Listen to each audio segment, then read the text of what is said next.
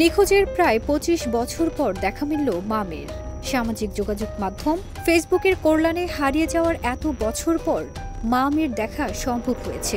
মা জাহানারা বেগমকে খুঁজে পেয়ে খুশির জোয়ার বইছে পরিবারটিতে। ১৫ নভেম্বর দুপুরে কিশোরগঞ্জের পাকুন্দিয়া উপজেলার জাঙ্গিয়া বাজার থেকে তাকে নিয়ে যায় তার ছোট মেয়ে হাসি আক্তার এবং বোনজামাই মোস্তফা মির্জা।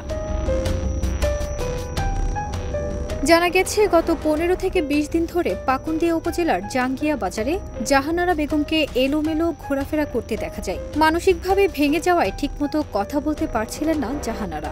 শুধু বোঝা যাচ্ছিল বরগুনা এবং ঘটবাড়িয়া শব্দগুলো।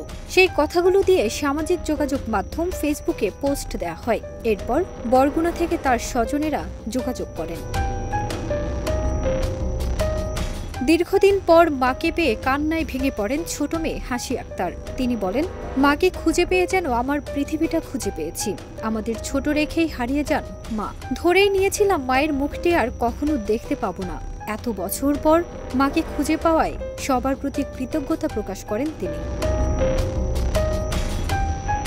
জাহানারা বেগমের বোন জামাই মোস্তফা মির্জা জানান, আজ থেকে প্রায় ২৫ বছর আগে জাহানারা রাজধানীর সদরঘাট লঞ্চ টার্মিনাল থেকে নিখোঁজ হয়েছিলেন। ছোট ছেলে সাইদুলকে রেখে টয়লেটে যান। এরপর থেকে তাকে আর কোথাও খুঁজে পাওয়া যায়নি। পরে ১০ বছর আগে নিখোঁজ ছেলে সাইদুলকে খুঁজে পেয়েছে তার পরিবার।